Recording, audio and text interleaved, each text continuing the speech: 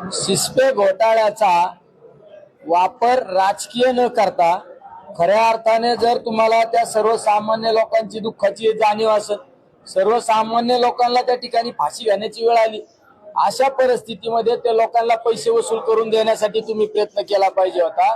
ज्यावेळेस सिस्पे सारखा घोटाळा झाला त्यावेळेस मी प्रथमतः आमचे नेते आदरणीय पवार साहेबांना भेटलो।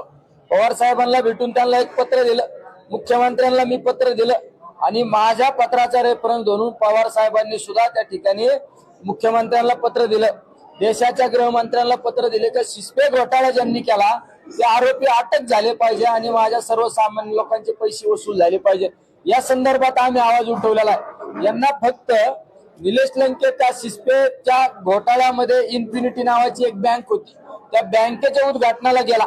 त्या बँकेच्या उद्घाटनाला आदरणीय अण्णासाहेब हजारे यांचं नाव होतं, पोपटराव पवारांचं नाव होतं, वेगवेगळ्या राजकीय पक्षांच्या आमदार खासदारांचे नाव होते, पोलीस अधिकाऱ्यांचे नाव होते। याचा अर्थ मी त्या ठिकाणी गेलो, याचा अर्थ आम्ही त्यात इन्व्हॉल्व आहे का?